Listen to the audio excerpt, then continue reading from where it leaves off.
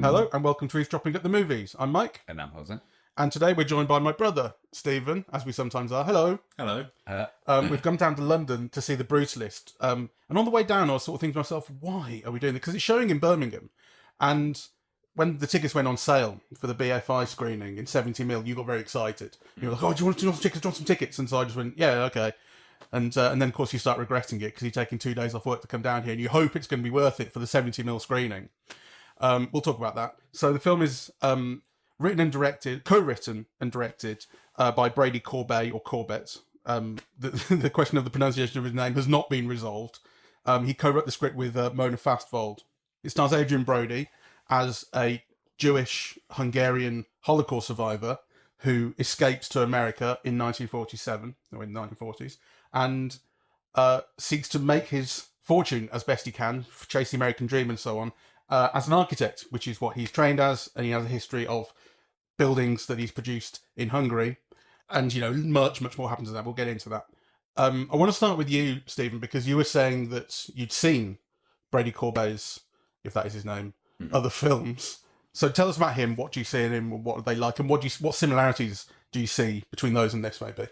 I think I heard about The Brutalist a few years ago because it's been in production for a long time. So the title has been around for a while, and the logline of it's been around for a while. And so I've sort of got used to the idea that it's effectively a biography, even though it isn't, because it's fictional. And that's sort of what he does. His previous 2 films, he directed a film, I think he wrote and directed on his own, Childhood of a Leader, in 2015. So when he was all of 26, 27, and then Vox Lux in 2018. Childhood of a Leader is sort of, they're both kind of virtual histories. And he shoots a lot of fake archive material and uses a lot of real archive material. Childhood of a Leader is about the child of a diplomat in France the diplomat is helping put together the Treaty of Versailles. And the title sort of tells you what the structure of the film is. It's about the child who may well grow up to be a mid-century fascist leader. And Vox Lux is about a child who is a survivor of a school shooting who goes on to become a pop star.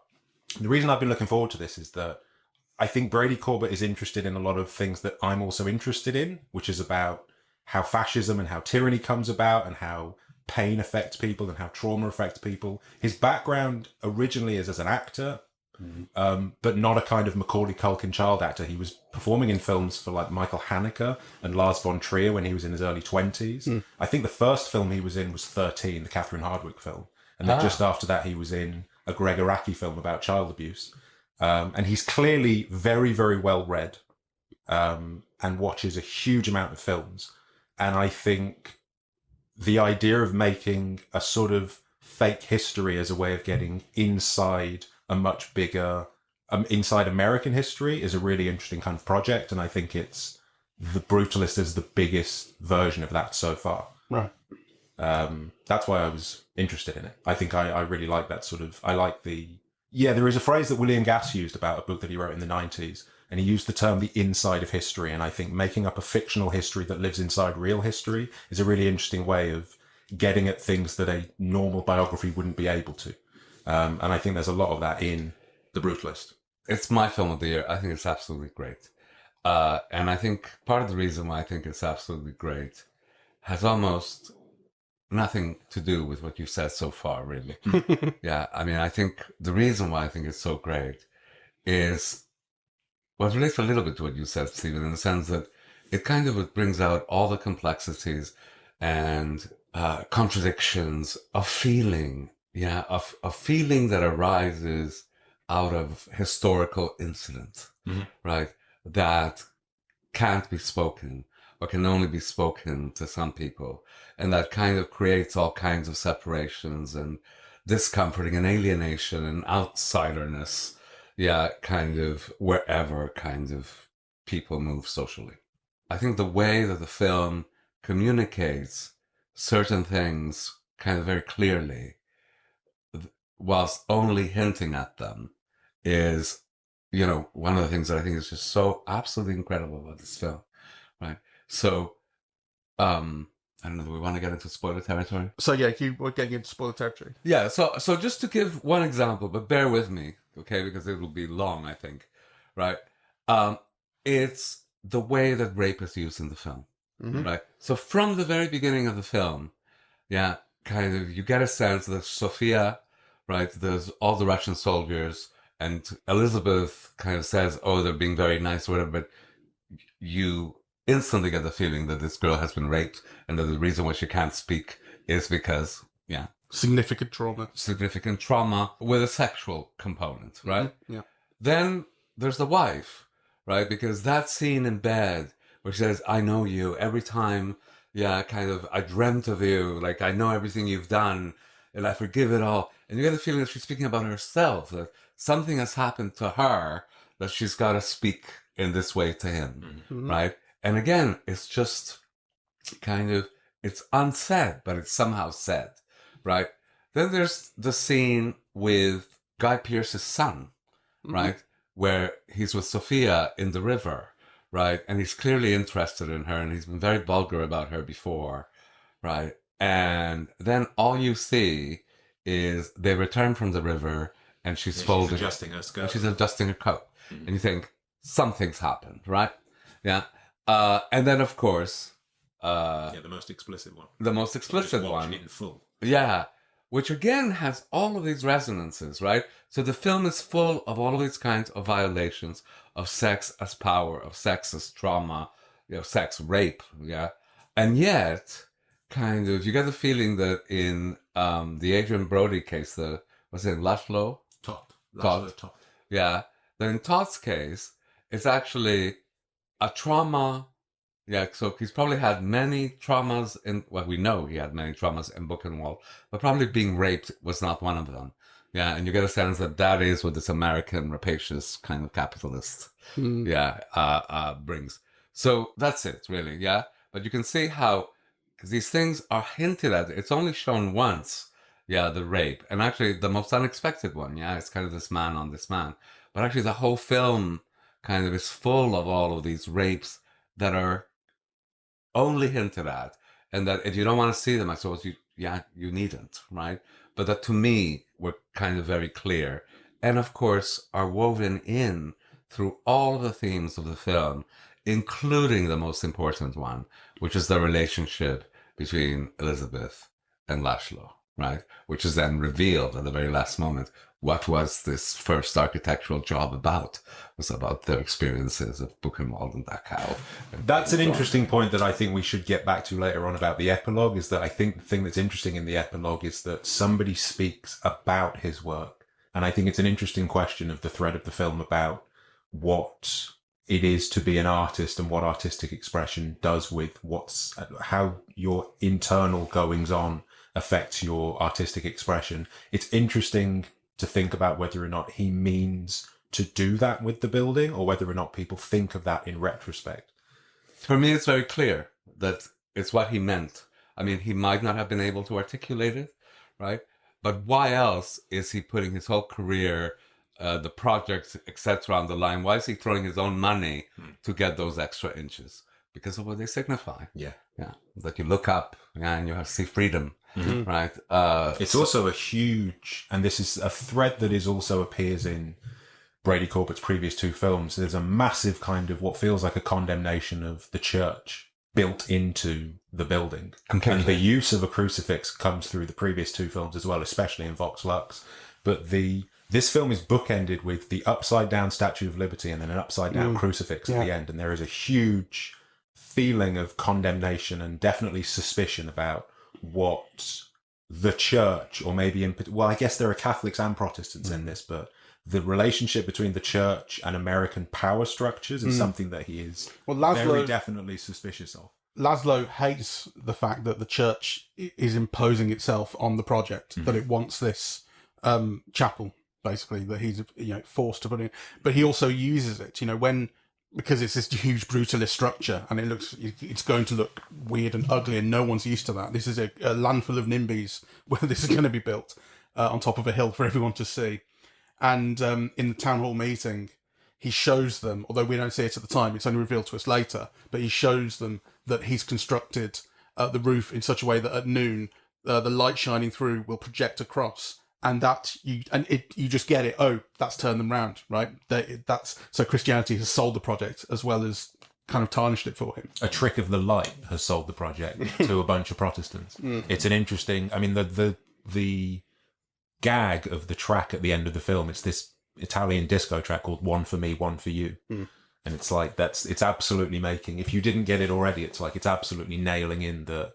That's not the point of the whole film, and I think one of the things that's interesting about the film is that you spend so long with it that it's not just the fact that you spend so long with it, but it does lots of things at the same time, and it's interested in a kind of diffuse way in lots of different things. That isn't to say that it isn't contained, but it does open up into lots of different areas and different topics. But it ends at a point where what that music does is make it about, it's about the man as the artistic project and the fact that he used this system to sort of sneak in a point that he was making. But it does do it in a way that's kind of odd and off-putting and kind of or jarring, if not off-putting. You mean the sound of the song? The sound of the song, but it's also that choice of a track. The choice of a closing track in a film very often is kind of conclusive about what everything was about. And I don't think this is a film that's just about one for me, one for you. No. I don't think it's just a film about an artist. I think it becomes more of a film about this relationship between the artist and the patron. But the first half of it is very much about the immigrant and the pain of the trauma he's been through and trying to not assimilate, but get along. And that thread is still there in the immigrant, the refugee, the exile, the homeless person, right? I mean, I think kind of, I forget what words you used at the beginning, but that they emigrated to America or whatever, which to me kind of implies that there were all these options. I mean, I think he ended up in America the same way that he could have ended up in Canada or whatever. He was just part of this refugee package that ended up in New York. To be fair, he did also say, I mean, I don't remember what I said at the start. I may have said escaped, or I may have said emigrated, whatever. But in terms of America being a target location and whether it was or not, he does say later on, it was our only option, something like that. Like, we came here specifically, in other words. But I think the reason why it was the only option was, because it was literally kind of the only option. He was in this refugee camp, this Truman law made this possible, and that's where he ended up. And actually, through the accident of him meeting this person, the wife was able to come, right? Which would have maybe been also very difficult, if not impossible, without that. So clearly... You also see just how difficult, and I think this is to the film's credit, it's very, very blueprinted, and it's very, very detailed in some and the effect of that is really, really good. It's very kind of richly designed. You notice that Attila says he's been in the country since before, or Attila's wife says he's been here since before I was born, which has got to be 20, 25 years. And the idea that is probably the only relative that Laszlo had, and it allows him, having managed to survive, to leapfrog to the States. You see just how thin the kind of thread is that allowed people like this to make it anywhere that might give them an opportunity to survive. The thing that I noted about that line when she says that, it made me think of you and I immediately, because you've been in this country basically as long as I have. I was born in 88 and you came here in about 92. So since I was 4, you've been here, and you've been an adult for here longer than I have. But she is very much saying he's still an outsider here. Of course. And I think, and you and I talk about that all the time. Sure. You being in the UK. I mean, I think for me, like I was kind of on the verge of tears almost, throughout the whole film. And actually, it was because of all of those things that were unsaid and unspoken, but that you knew. I mean, kind of, could you imagine, like, that conversation at the table, with that woman, like, so tell me about the war. Tell me about the war. What could you say, right? Kind of. And there's a beautiful bit of framing in that, because the camera just drifts along. It looks like it's not done out of choice, but the camera drifts along in a way that it puts him in frame with the candles, which so heightens the sense of this is someone who's Jewish. Because there's something about that image that is so very Jewish, and it sets him apart in a really... In fairness to the woman who asks that, I think it's possible. I'd have to watch that again specifically, but the way she gives that line, it could be so frivolous. It could be such an obvious joke about, tell me about the war, having complete obliviousness to it. And she doesn't quite say it like that, but it's still, how do you answer that question? I mean, the director, I think, or the direction is brilliant, because it's not judging her. You know, the No. film is not saying you're a horrible person. How dare you ask this, right? It's like, you know, she just doesn't know, right? And actually, he's not going to be the one to tell her, because it's just too traumatic, right? So I think what the film does is just indicate that gap, that barrier, so it's not judging her, right? But it's making the barrier very Well, evident. I think it's also showing her question to be a reasonable one. It's a reasonable thing to be curious about. And the fact that she asks it she doesn't even ask it in an indelicate way, but there is no perfectly delicate way to ask that question. And just by asking it, it is obviously kind of an impossible thing to ask, an impossible thing to answer. But the fact that it expresses a genuine curiosity that she has that isn't, it doesn't come across as like prurient or anything. As you say, it's not judging her for her curiosity. I mean, I kind of, so now let me not contradict myself, but, bring in the other thing, because I actually think that that's not a question that someone in 1948 would have asked of an American. There was that whole thing. There was a reason why all those men never talked about their experiences of the war. Yeah, it was too traumatic. And they hadn't been in a concentration camp, right? Yeah. So I do think it's a bit indelicate. I don't think the film is judging her, but it is dramatizing it as an indelicate thing. Yeah. Kind of. It's not normal cocktail conversation. No, for sure. What did you do in the war? Yeah. I killed people. Right? You just don't ask that, right? I really like the way you've described it as indicating. I think that is something that the film is one of the film's strengths. I might be ambivalent about whether it's a flaw at times, but I think it is a strength of the film that it indicates to an awful lot. It does flag certain things up in a very big, loud way, but I think it's also very skillful at indicating a huge amount more it creates a concrete story that is not always designed to be a metaphor. I think these people really exist, and I believe the trajectory of their relationships with each other, and it indicates a much bigger mid-century history that is made in sort of macro in the relationships between these people. I think it would be such a mistake to read the film purely on metaphorical grounds, to say it's about America, right? I mean, it diminishes the film. Yeah, I think it does have things to say, about the late 20th century. But I think also it's saying it through these very particular people. And it's saying it in a way that I think is quite sensitive and original. I love that he's a heroin addict in this. I do, because it's kind of, it's not what you expect of an architect, right? And yet, it makes sense that people who've had severe trauma cope with it in various ways, right? Yeah. And, usually you see it through a kind of alcoholism or through a kind of expression of violence, right? So this kind of, numbing, right, that has a kind of logic, because you realize that he's also been a street person, right? Yeah, he's living in shelters, and so I loved that aspect of it. Yeah, no, I agree. I think it undermines the idea that this is the past and it's a long way gone, because you don't know. Heroin's not a discussion in films of this period. Yeah, but seeing that in these, I find the same thing with the kind of. I mean, it's 5 minutes into the film, he's getting a hand job, and you go, I don't see people from this era having sex like this, and it's a really interesting side that, again, you can get from making up a biography rather than taking someone's real life. And there's a whole side to that which is really you don't see in films that are period. And the film is so beautifully tightly knit, and tightly structured. That moment where he's getting a hand job and he can't get it up, and he's kind of being judged by his friend. And then, the prosecutor at the end says they want boys, right? Like, how then that ties in, because I think there's also, I don't know if you got this, but I think there was also a suggestion of at least some kind of sexual dimension with both his cousin and with the black man he befriends, right? Yeah, kind of. It's not clear, but at least there's a hint of that, right? Kind of they wake up in bed entwined. Yeah, it could just be the drugs, but there's just something there. And certainly from the cousin towards him, there is a kind of, an interest. So, that scene at the beginning of the film, when you connect it then to the rape, and to Guy Pearce, it actually becomes even more interesting because it's not just binary. It's like an opening up of connections, right?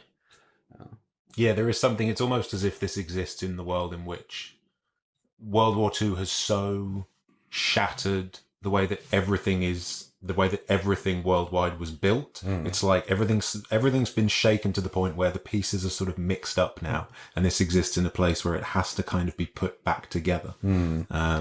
Or not necessarily put back together, but that it just shows kind of all those different dimensions that part of the 50s was about closing down the talk of those things. Right? Yeah, kind of desperate need to like redraw the boundaries, but in a way that doesn't allow things to actually, I don't know, find better, fuller expression. I do think there is something. I agree with you that I do think that the film does invite you to look at it as a film about America, though, and as a metaphor. I don't think it's completely. Part of that, I think, is the film, and part of it, I think, is definitely how it's being promoted, for as much as that needs to be part of the conversation. I think when you do title half your film The Enigma of Arrival, it's not about him, that alludes to the immigrant experience in a bigger way.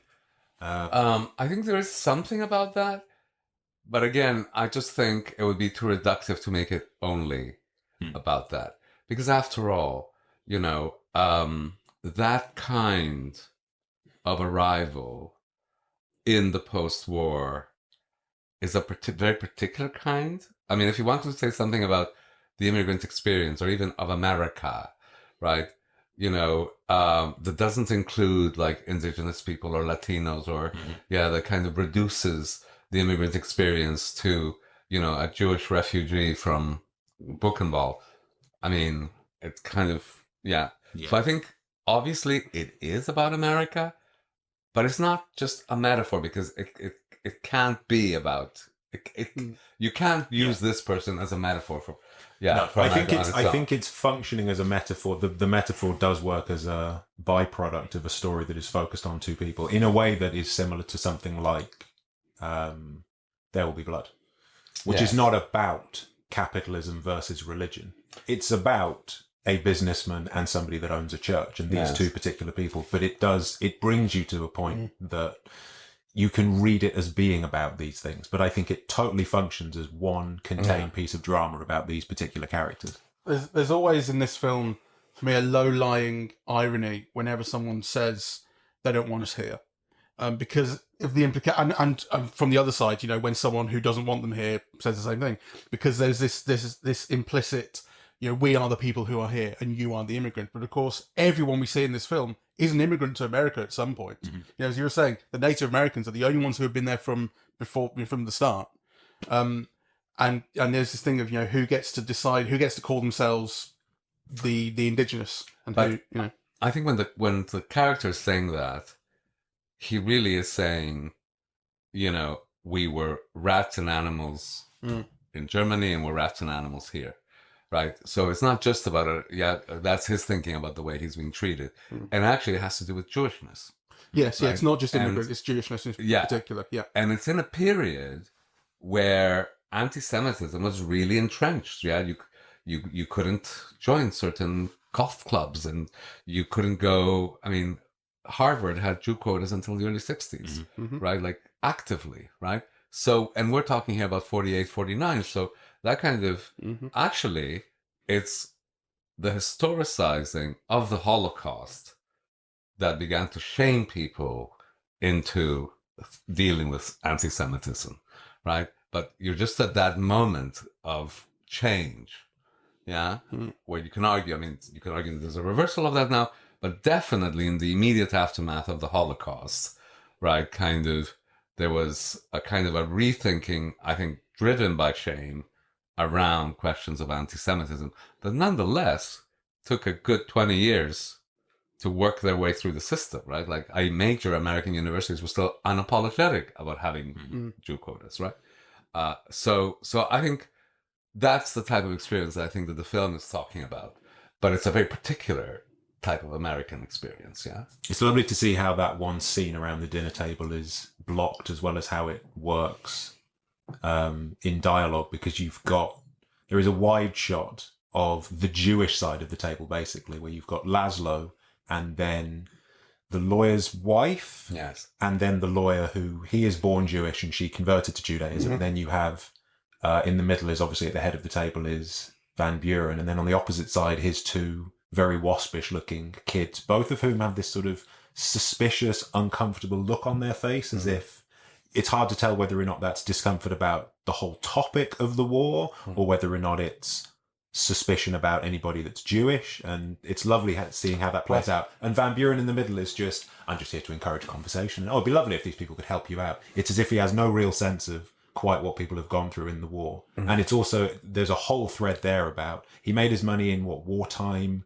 manufacturing for ships, and the whole question of what he's doing, taking in and sort of owning this pet foreign architect, and the question of guilt there about what he might have done during the war, or being somebody who may have some influence. He knows somebody whose office works for the vice president, and the whole question of how long it took America to get involved in the war, and the whole question of American guilt about 1939 to 1945 is threaded through the whole thing. But again, as you say, it indicates towards this rather than making any overt point about it. He doesn't drink a lot one night and in tears apologize to Laszlo for, oh my God, I could have done so much more. It just suggests these things through I think the well-designed film characters. frames it through the very beginning, because what happens at the very beginning? He goes visit his cousin. What are you told about his cousin? He's changed his name. Yeah, he's converted to being a Catholic. Why is that? Because he loves Catholics, or because no, it's because it's good business. Why is it good business? Because there's so much fucking anti-Semitism. Because, that you've got to change your name to do business. So I think the film frames that, from the very beginning. I mean, I think the whole point of the character, of the cousin character, is to, well, not the whole point, but a large part of the function of that character is to set those grounds.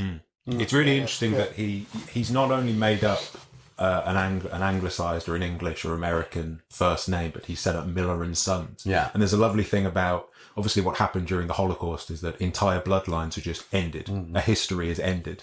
And what he's done is move to America and make up a history. So there's a lovely kind of irony in that. Actually, I'm not sure about that.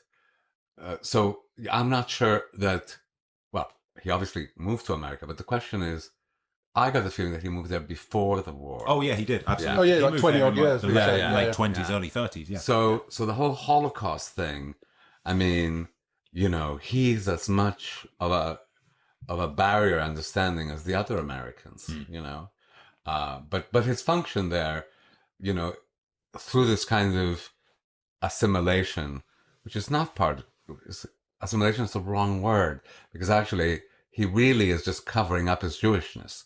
Yeah, it's not like other kinds of assimilation.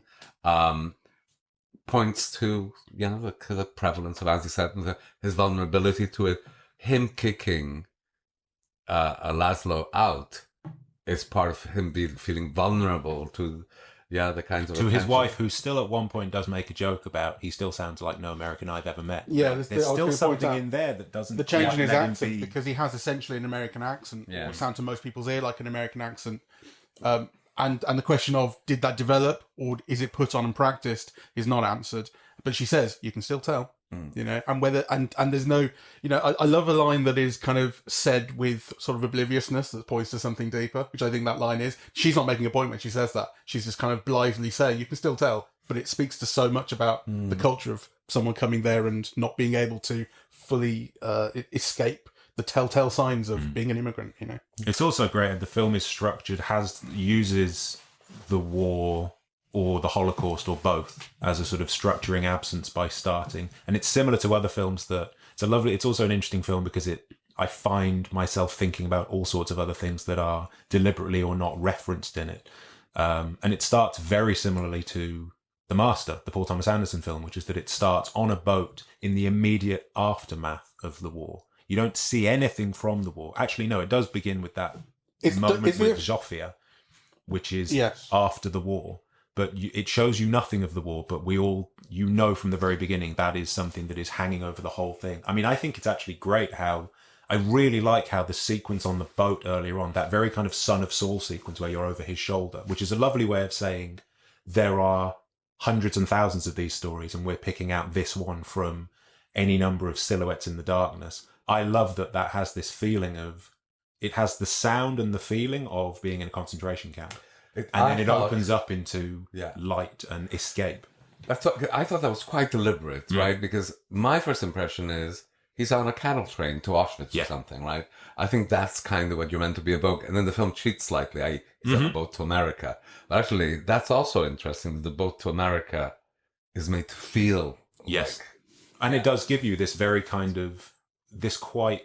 not even on the nose, because I think it's getting at something much bigger, but with a real, like, brutal technique of going... It's like flipping the US flag upside down. It says, here's the Statue of Liberty. It's upside down. So we're getting at something which is very skeptical about the idea of coming to the land of freedom. It's very similar to, there's a... have you seen The Immigrant, the James Gray film? No. Which starts with a shot of... It's funny because there are sort of three Statue of Liberty shots now, which all sort of sit next to each other, because obviously there's the end of the opening of Godfather Part 2, which has the Statue of Liberty reflected in the window that the young Marlon Brando is in quarantine in. And then The Immigrant in the middle starts off with the back of the Statue of Liberty. And it's a lovely thing because I've never thought about, from Ellis Island, what is actually your view of the Statue of Liberty? The Statue of Liberty points towards Manhattan, I think, not towards Ellis Island, where the boats drop you off. Or at least that's the indication that's given from the way that film starts. But it's a great move. It's a great way to open the film. And it's so claustrophobic and so overwhelming with that sound. And you're trying to read this letter and you're trying to figure out where you are in this space. And then it just explodes with him getting out. And just the look on his face when you first see him and just how like staggered he is to be there is a really lovely, quite moving moment. I think it is pointing out towards sort of... It is pointing outwards. Yeah. I think so. I mean, that is the idea of it, isn't it, really? Then I stand corrected. I think so, yeah. I love the way that concentration camp America is linked in those opening shots, because then that's also what the film returns to at the end. Yeah, this building, which is, financed by American capitalism, and at the top of this hill in this town, is kind of bringing Buchenwald and Dachau into Pennsylvania, right? That is with a huge crucifix at the top, but a crucifix in absence. Yes, which is kind of it's something that again you could sort of read endlessly about whether or not it's accusing the church, but it's also kind of suggesting that it's not even there. It's a crucifix that's made by the crucifix is empty. Yeah, seems to say. What do you make of the fact that the film actually, the very beginning and the very end, are Zofia in that cell or wherever she's being held, where she's being interrogated or she's being asked about who she related to? Because that's the very, very, very end of the film is actually her. What do you make of that? What was the very, very end? Remind me. It just it dissolved back to her sitting in the room that she was led into at the very beginning, which I guess is the Hungarian authorities interrogating her or trying to find out to whether me it she's sounds like the connected Russian army. The Russian army, that's it, you're right. Which were famous for raping as a form of control and revenge, really, in the immediate post-war. The way that I read it, because it's an unrecognizable adult Sophia speaking about her uncle, but who has a daughter who is played by the same actress as the Sophia, who has clearly been brutalized to speechlessness at the beginning of the film, and then who's obviously just, a pretty lovely young woman who hasn't experienced any of that. So I thought kind of, those two images is what it brings to mind for me. Yeah. It's another huge, bold move that he likes to do. It's all three of his films have double casting like that. There's Robert Pattinson plays two parts in Childhood of a Leader in a way that's very, very effective. And then in Vox Lux, Raffi Cassidy, who plays Zofia in this, is basically, it's sort of presented as a Natalie Portman film, but Natalie Portman's only in half of it. Raffi Cassidy plays the young Natalie Portman for the first hour, and then she plays Natalie Portman's daughter for the second hour. It's sort of, in all three cases, I found it kind of confusing for 30 seconds. And then I go, oh, that's just a really, really strong, quite jarring move to make. But I think the effect of it is actually quite, it's interesting. I mean, it's very much an intellectual move rather than a feeling move, but I quite like it. I mean, I really, I mean, at this moment, I'm thinking it's a great film. And it's almost like the more you talk about it, the greater it becomes because you make connections that, you know, you're maybe unconsciously making whilst watching it, right? But kind of that then in talking about it, you're articulating and they seem even more magnificent, really. We haven't talked about the Guy Pearce. Well, I wanted to sort of mention, and Guy Pearce comes into this, the kind of the moment-to-moment experience of watching the film for me was the first half, which is 100 minutes long. As you mentioned, the film is really long. It's 215 minutes. The first half before the intermission is 100, so the rest is 115. The first half is so full of energy and kind of... Whizzes. Yeah, it whizzes by. I mean, music, I think, is used really well to keep tempo up a lot of it. And I think the score's really good. But part of it as well is... There's just kind of this possibility. Things are kind of electric. I mean, it's not like perfectly happy and everything. The guy's escaped from the Holocaust. His wife isn't with him. There's all this stuff going on. But there's also kind of opportunity kind of crackling in the end. There's that thing, you know, that's so great early on where he talks the library job from $1,000 up to $2,000 immediately. And you go, oh yeah, it makes sense. And then when they get back at home, he's like, I was going to sell at $450, but this guy talked it up. You know, you get this sense of energy and everything.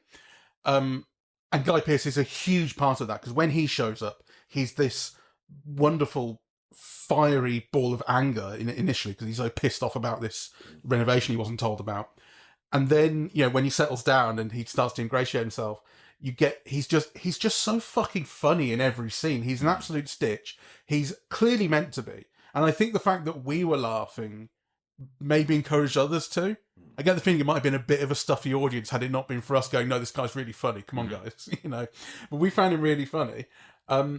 And, you know, not as a gag though. He's very believable and very real, but he yeah, is really funny. He's a lot of kind of sort of mid-Atlantic uber capitalist bluster about him, and he's essentially quite ignorant about all the things that he admires or tries to thinks he admires in Laszlo. You know, the artistry and the creativity, and he wants to associate himself with that, and it feels quite genuine that he wants to, but he doesn't really know what he's talking about or how to do it. And it's just quite funny to see someone who's slightly oblivious in that way. He's also obviously a really powerful figure, and there's something to kind of be worried about with him. As you were saying, you know, I mean, it's obvious from the start that he's racist, you know, because Laszlo brings in the black guy who he's kind of roomed with. Gordon. Gordon. Isaac the Bankerley. Right, to work with him. And, you know, he's the first person he sees when he shows up and he goes, there's this bloody Negro here. Mm-hmm. So it's like, so you get it from the start. And you do, I guess you maybe kind of keep it in the back of your head that at some point, you know, if he turns, as, you know, ultimately he does, the Jewishness, Laszlo's Jewishness is going to become something that he'll activate his racism about him. Well, it's his kind of hollowness. It's the thing that makes him funny in a way that you don't have any reason to think really is... Well, you do have reason to think it if you think about it for a couple of minutes, but the thing that makes him funny in a kind of harmless way for the first half is exactly what makes him so dangerous and unsettling in the second half. Mm. I mean, I really love the scene in the car where he's driving... This is in the second half. He's driving Erzsébet and Zofia to Philadelphia, and I actually feel quite warmly towards him because I think he's a little bit pitiable and he's a little bit sad.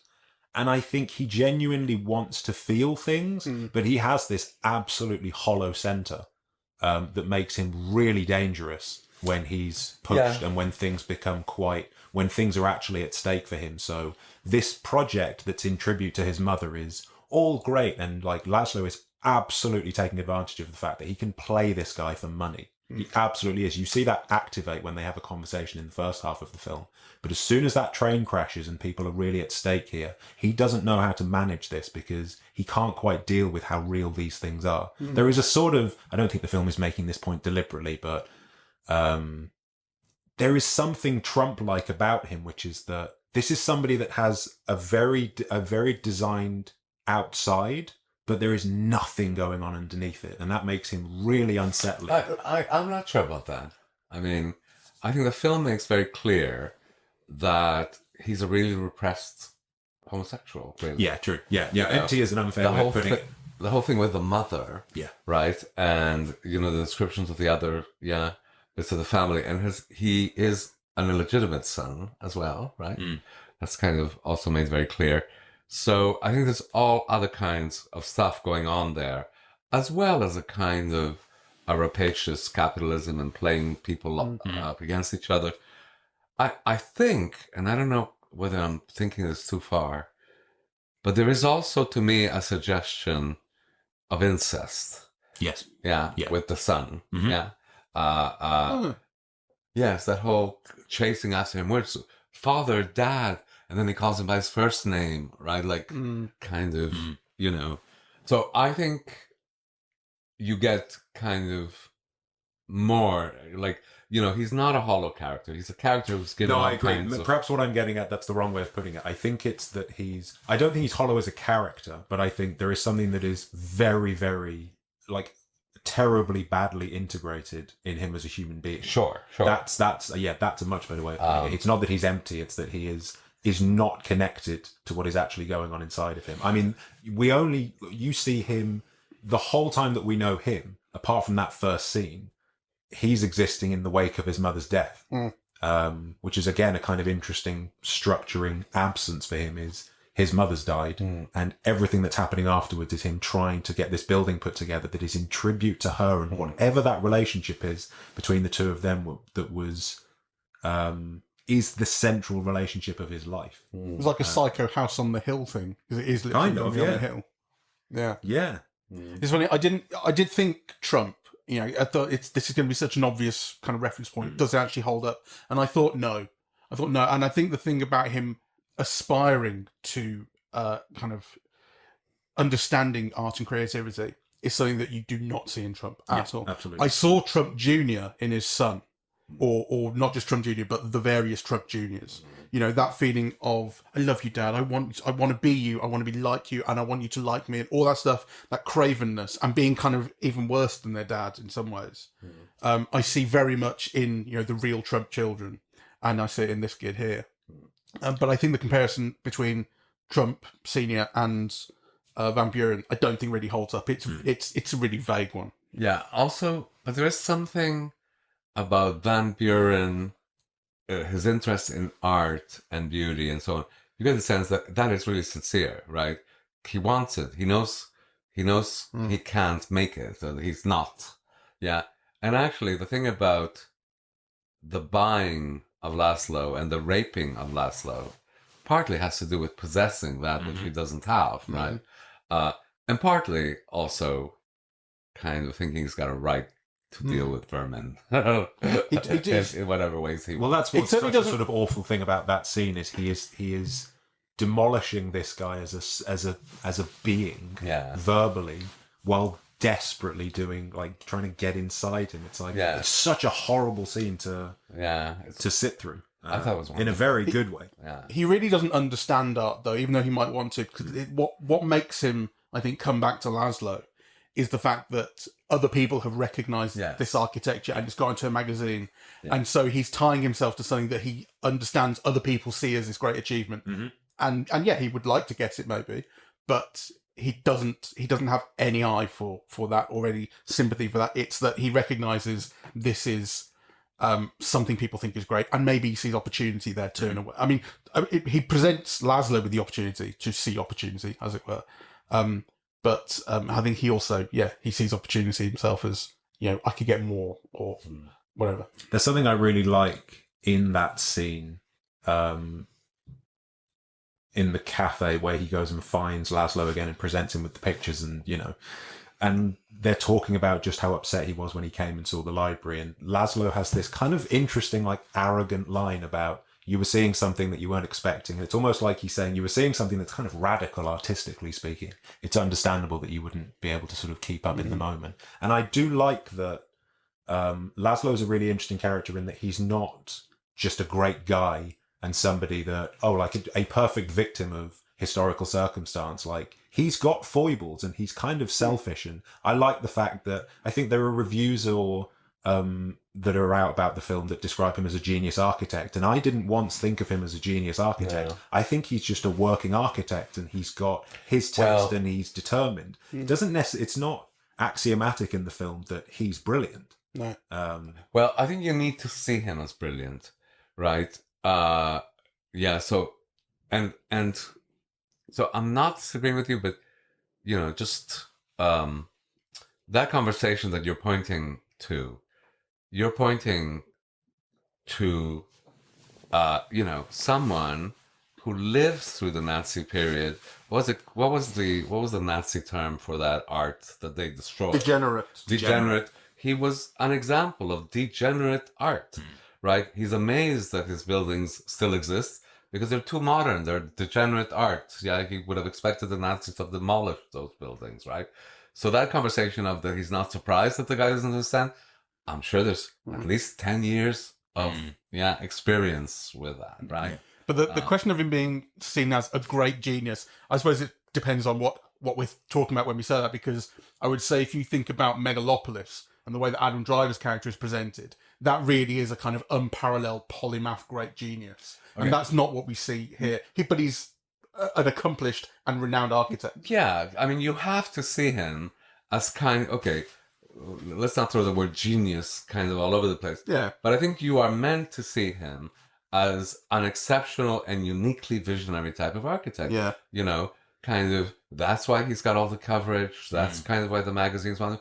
That's why there's a fucking retrospective of all his work at the end of the film. And he's contrasted to the guy who just builds warehouses. Yes. And, I think that's an interesting one. I think that's where, I think you're right. I don't disagree with you. You have to see him as somewhat exceptional, but it is careful writing that still has him be someone that's designing a bowling alley while he's shoveling coal. He isn't just Bob, the guy that builds shopping malls, but he is somebody that will get by when he needs to, designing a bowling alley, which is not the most. It's more corporate than some of his other purely artistic work. Yes. Well, the thing is, people will do what they need to do to survive, but you are meant to think that his level of talent and skills is at a worldwide level of a handful of people. Right.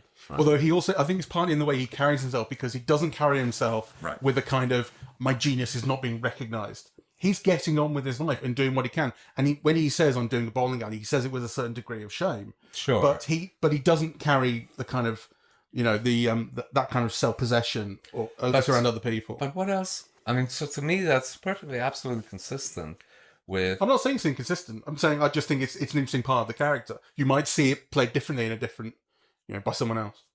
But I think it's important. So, I mean, he's someone who's been made to wear a yellow star probably for 10 years, right? So it's kind of not modesty. No. Yeah, kind of. You've been treated like a rat for 10 years, like a non-human being for 10 years. So kind of, you're not expecting a Gary Cooper Rourke moment, right? Like, kind of, he has a history that someone like Gary Cooper in The Fountainhead does not, right? So it's not just a personality trait. It's a personality trait built on historical experience. That is one of the things that is kind of interesting, though. It's like, this isn't a film that's about Bob, the guy that builds shopping malls. But going back to what you just said, it could well be the case that there might be a film that branches off from this, which is that for the first 20 years of his career, Bob was designing shopping centres.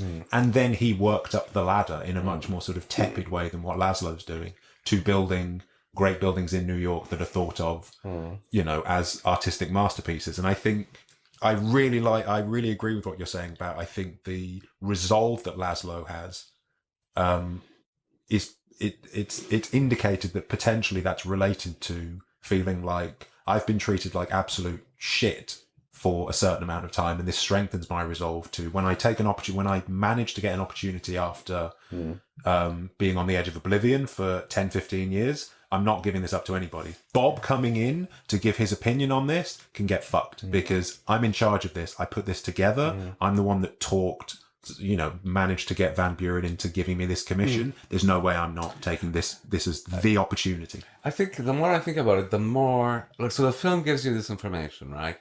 He was born in 1911, right? Which means kind of in 1931, he was 20, right? Kind of when would he have been sent to the camps? 42, maybe 43, if he survived, at the end. So, and yet he's somebody who's designed all these iconic buildings, including the municipal library in Budapest, you're told. Yeah, true. I mean, you don't build a municipal library in a major capital if you're just, a run-of-the-mill architect, right? And so, of course, and then what happens is, presumably his career got completely stalled, right, by 1938, 39, right? And then kind of you have a 10-year gap between, building iconic buildings and then what, kind of working in a bowling alley or designing a bowling alley or designing furniture.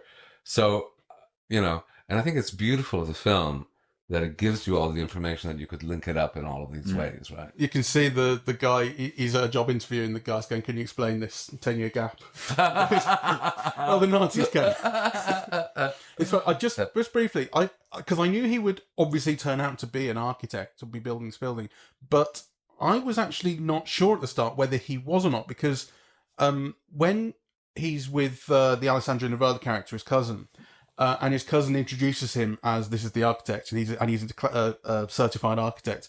Because Nivola is, as we've said, he's on the make and he changed his name for good business and everything. I initially thought, oh, is he an architect or is he winging it? And are they building something together?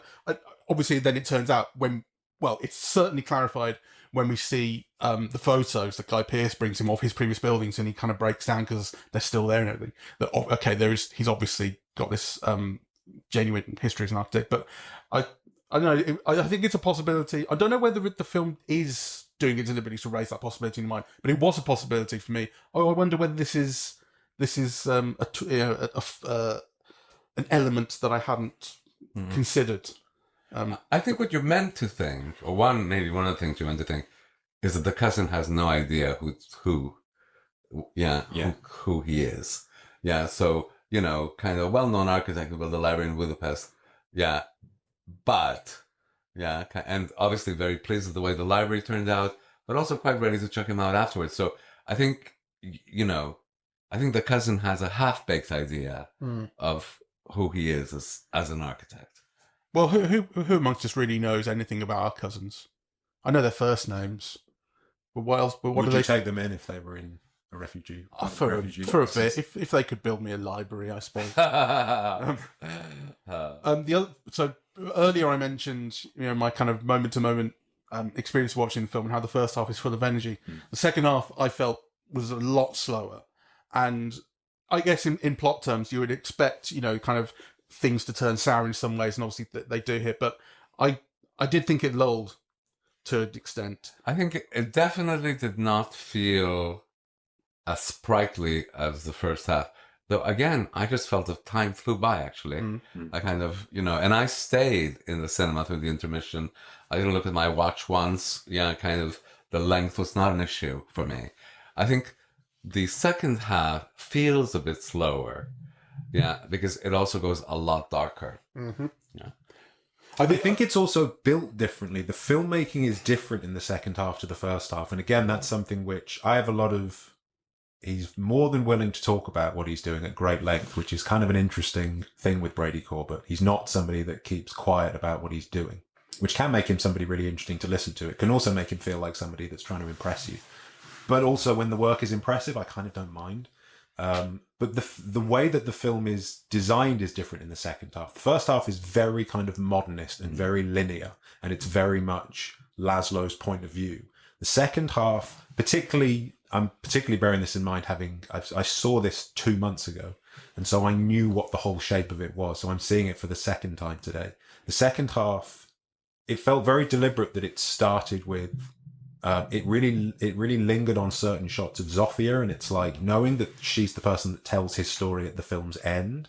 It felt like, is this doing a little bit more with an external, slightly more biographer's point of view? It's doing some of that, but it's still very much subjective to Laszlo. But that subjectivity becomes kind of complicated and kind of disturbed. There's lots of jump cuts. There's lots of I don't know how to describe it. Things like jump cuts are designed to, and there are sequences also that it's not quite as linear as the first half, and it's kind of disrupted, and there are more jumps through time in a way that it's as if it's like the first half exists in a calm, digestible, linear way, and the second half kind of mixes it up, and it's as if he's not quite centered anymore, which is an interesting thing considering that it's when his wife comes into play, and now there's a real struggle to make these two lives work together. I mean, I think for me, so the whole first half of the film, you could argue, is also about bringing the wife over, right? And then kind of the second part of the film is about the couple. It's about what the couple has suffered for in Europe before. Yeah, kind of what they're suffering kind of in America. Right, like, yeah, and actually, I think we haven't talked about that before. But for me, the film is also a kind of, a love story, really. Yeah, kind of their relationship, is central. They both survived, like, this trauma, right, kind of previously. They were separated. They're now reunited. They have a different kind of trauma, kind of in America. And actually, I'm not clear what happens to Elizabeth in the film after. Like, I just can't remember at the moment. Like, so she goes, she confronts them. She's thrown on the floor. The daughter helps her. Well, that's the last we see of her. I think isn't she dead by the time we get to the epilogue? The epilogue, yeah. Yeah. So they relocate to Israel. Well, she suggests we should go when she's in hospital having the overdose. She says, "I think that's it. We have to go. It's rotten here." And so they relocate to Israel, and she dies between then and 1980 when the was that made Biennale is. Really clear, right? Because I missed think detail. during the speech she mentions that. That's not clear to me because so it's clear that she wants to go to Israel and she wants to be a grandmother, and so on. And then in the epilogue, you definitely get the sense that she was, right? But whether there's dialogue that we missed that clarifies, I don't know. I think there is. It's a very long speech, but I think there is. I think, maybe. I mean, my question is him. Yeah. Did he go back to Israel? Yeah, I think it explicitly says that he did. I think so. Okay, that's interesting. Well, the Israel thread is something that we could get onto. Sorry, but you're going to pause. I'm just going to pause this to save it because I'm terrified I'm going to lose. Okay. Is there more coffee while you're stopping? Okay, so just like the Brutalist, we're doing this in two parts. We've paused. We've had an intermission for another cup of tea. Let's get on to Israel then. It's a large component in the complex film. topic. It's a large component in the film, as we were just mentioning, of some people's motivations. Obviously, the film begins in 1947, which is close to when Israel started. And we hear like news reports, don't we, about the British Mandate ending and Israel being created. Is it a news statement or is it a speech given by the news-ready government, something like that? But we do hear it, Eretz Yisrael and all that. And then we have the niece character and her partner, Benjamin, wanting to move there, and that becomes this sticking point between them and the couple, the main couple. But then the Felicity Jones character also wants to move, as you were mentioning. So, talk about Israel. Who wants to start? One of the things that's it's funny because, as I say, having seen this a couple of months ago and being very active in reading all the discourse around it, people are not discussing very much about the Israel part of it. It's also interesting that I think Corbett and Mona Fastvold have said that this is the script that they wrote 7 years ago and it hasn't changed, which makes it kind of interesting in that it's obviously coming out now during the war in Gaza, the genocide, however we want to describe it. I think one of the things that's really interesting and kind of challenging about the Israel stuff is that it just presents that scene between the Tots and Zofia and Benjamin as this is something we're going to do. And I think obviously no mention is made of Palestinians that have been displaced, which is a context that you absolutely bring to it now. And I think there's an interesting, not deliberate, but kind of provocation there to think about is this something that, being in the kind of situation that these people have been in, surviving the kind of persecution that they've survived, is it something that you would not know about, or something that wouldn't even occur to you, or something that wouldn't bother you? Partly I'm on really shaky ground here because my knowledge of the history is very, very limited. So the question of how well known it would have been that Palestinians had been moved on in order to make space for Jews to move into the state of Israel is something I don't know very much about. I think depending on how from you are, sort of affects, even at the time, affects the way you see it. Because if you're particularly observant, then it's your homeland, right? That's how you see it, and it's your. I mean, not only is it your right to go, it's your obligation to. That's what Zofia. That's what she says, right? We have an obligation to go there. It's our duty. So the question of whoever's been moved out to make space for us wouldn't be relevant to her. I mean, they shouldn't be there in the first place, maybe. But it's not. It's not something that's said. It's just we should go there. This is our space. I find it problematic in the sense that, can you imagine? So I completely understand a kind of Zionism, in the immediate post-war, right? These people have been persecuted, pogromed out of different countries, like kind of, after killing 6 million, there's almost like a worldwide obligation to create a safe space, right? But of course, that safe space definitely comes at a cost, and people are aware. I mean, kind of, there's a line in the film saying something like, we hope everybody participates or contributes, or I forget what the word is, falls in line on this, to kind of make it possible. So I think that's one thing. I think the thing about Sophia saying we have an obligation, it's also completely understandable, right? Kind of, you're building a state, you need people, you have to populate it, right? If people don't go, then that what is conceived of as a safe space can't exist, right? But on the other hand, the irony of displacing people so they can feel safe is one of the things that I think the film actively works with. I mean, I think that's the function of the black character in the film. How do you mean?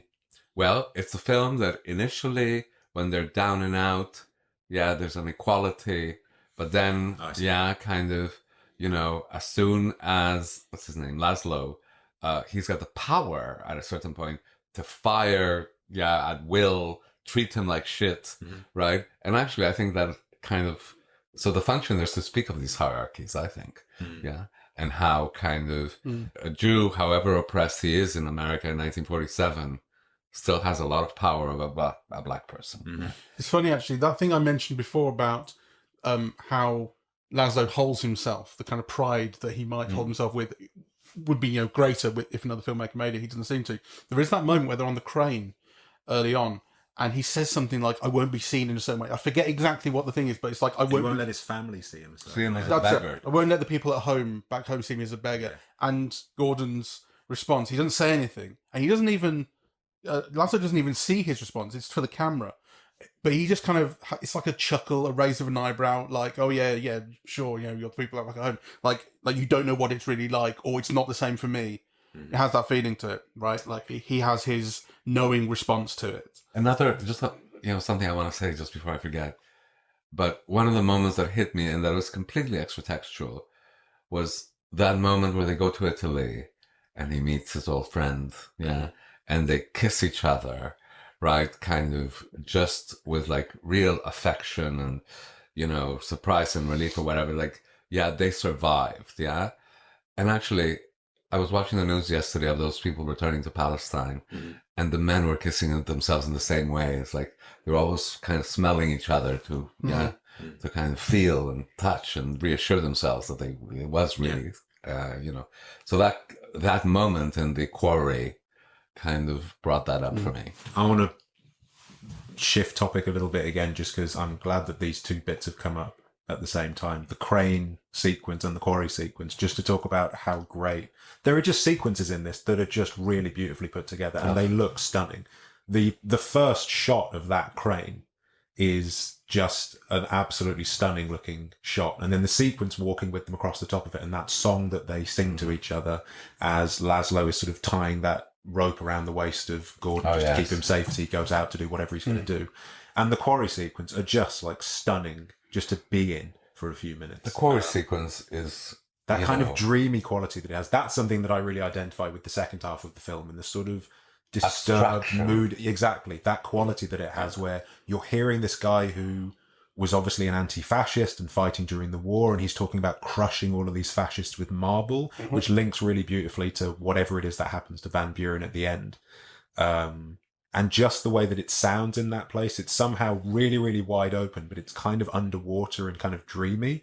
And as Van Buren goes, it's all different shades of soft white. And it all seems to build towards this moment of Van Buren listening to the marble. And you really think, I do think there's something genuine that is feeling something here, or knows that there is something that can be felt here, but I'm never going to know what's inside this guy's head and whether or not he is a pure sociopath. But I just think, just to look at and to listen to, those are two really great sequences. The beginning of the quarry sequence to me looked like a cubist painting, right? Like, it was kind of, it really was abstract. And the cutting, which kind of emphasized, like going from one place to another, did that as well, right? So it was just really beautiful to see. And then that moment where the water transforms, kind of the marble, which kind of also rhymes with the light, falling, revealing something else. I thought that was just really beautiful. But really, just the body language between the two survivors of a war, which Van Buren is completely immune and alien. He has no idea. Like, he's just thinking this guy's late. Yeah, right. All they're doing is just making us late. Yeah. That whole quarry sequence leads to the rape. That's where it happens. And there is absolutely it's power. It's a power thing, that rape. And I think it has to happen there and in this kind of milieu, because it's a reassertion of power in a situation where he feels he has little, or has a lot less than he's used to, because he's such an outsider here. In the party, he's stood above on that balcony watching. He doesn't get it. He's not part of it. And what you're saying about the quarry thing, like, that's as close as he can get to understanding the way these people think and the way they feel and what they get out of what they're doing. It's also just a very direct link between, there is obviously the rape of one character to another, but that quarry looking the way that it is it's making a very bold and like obvious link to, this is rape of the land. The way that you see those mountains become cubes, because it's being eaten away at by people, and that sequence ends as they leave. That shot, it's as Van Buren is telling Laszlo, like, you've got 4 hours on the train to just relax. He's gaslighting him about what happened the night before, and the shot that ends is on this marble wall with this sort of doorway carved out of it, and it's like, it seems to be that it's very much about, this is an entire sequence that is about a sort of an earth scale rape of the land by people like Van Buren, who just want to take something that they can have as a trophy for themselves elsewhere. And obviously the person to person rape that happens between the two of them. Yeah, but I think the rape is not just, it's multifaceted, isn't it? But it's not just I want something, but it's, I hate what it is. I hate what you are. Yeah. So, I mean, he has dialogue, and I can't remember what the lines are, but they're of that type. I hate what you are, basically. You people, and he goes back to calling him like a rat or scum or something like that. Which speaks exactly to, I think, the repression that you pointed out about him early on. It's like, I absolutely need this thing and I have to possess it. But I loathe it at the same time, and he's completely unstable internally. But I think we're missing something, and and I can't quite put my finger. Why, at that moment, does Laszlo take heroin? What happens?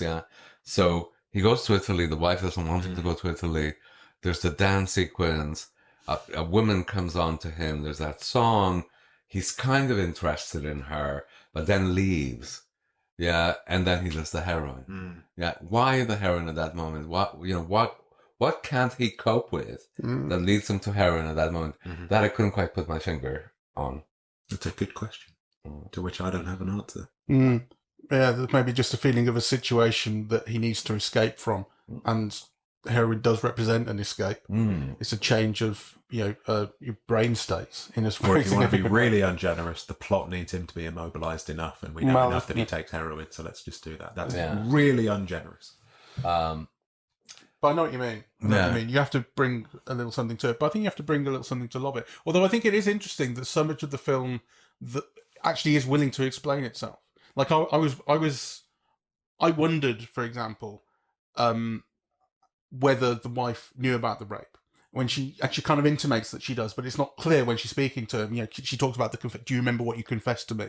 And that's when she says it's rotten. So you're like, okay, she must. But then the film will clarify for you in the following scene when she confronts Guy Pearce and says, "You are a rapist." You go, okay, so it's willing to make things absolutely clear if it feels it might need to, or if there's dramatic sort of value in doing so, which I really appreciate. Because there are things that it still will leave up to, like the thing we were saying about the niece adjusting her skirt. It's an implication, and it's not absolutely clear, but it's there for us to interpret. It won't clarify that, but there are things that it will. I think it's interesting. I think the film's interesting in that regard as something that feels like where you can find more from it, it's inside the film rather than, I think it's more a film that has space inside of it for you to move around and find things. It's not so much a film that opens itself out to things outside of it. Does that make sense? That's my feeling about it. It does, but you need to be able to if you bring a kind of vague historical understanding, kind of the connections are made easier, right? Because, I think the thing about that sequence is, here's a couple, who survived concentration camps, and yet that rape broke the husband in a way, that he was internally intact. Yeah, so kind of that rape did something to him psychologically and as a person that actually the concentration camps hadn't been able to get through. Yeah. Yeah, so I think kind of that's an interesting thing. And obviously the thing about being completely powerless, both of them, right, is that the film indicates a kind of an understanding and a forgiveness of whatever it is that they've done to survive where they are, which by implication is lots of horrible things, right? So kind of, and so all that dialogue which says, I know, I understand, I see you, I know everything you've done and I love you anyway, right? Like, I think that calls on a period of hopelessness of, It's also interesting that to sort of connect to that, there is something interesting about how Erzsébet has that sense of, there is a kind of metaphysical understanding of, we've had to do things that go beyond our marriage. This is about how two people whose lives are connected to each other have put up with and dealt with and managed things that have happened to them. I think that contrasts interestingly with the scene in the car, which we talked a little bit about earlier on, which is one of my favorite scenes in the film, where he absolutely loses it. I forget what's happened just before it, but that's where he really, his performance in that scene is so great, where he's saying, like, they don't want us here. Like, the reason we came here is because we had absolutely nowhere else to go, and they don't want us here. And she actually seems quite struck by that, and it's as if the hope that she had about being able to make it here is possibly seen, she might be starting to see it as a little bit naive, because he's been here a lot longer than her, and he does have an opinion that she trusts, and we can see why he feels the way he does, that, they really don't want him here. Harry, the son, says it outright to him that we tolerate you, which is as close as things get to saying, you're a toy, you're my dad's toy, and you're something he can flash about to his other wealthy guests. It's funny though that he'll say and be absolutely clear about the fact they don't want us here, but when it comes to shall we move to Israel, he poo-poos that idea. He's so dismissive of it, which I found quite funny, just the way he did it. It's kind of a thing of his, he just with his hand, he sort of says, "Oh, come on, enough with this nonsense." Because he's also like, well, we fucking moved here and we're making a life for ourselves. And what have we come here for and built what we've built for? Just to leave it and move on to somewhere else? I have my life here, and why would I just give it up, even if they don't want me? I think it's also something about, I do get the feeling he's a character that works well against intention.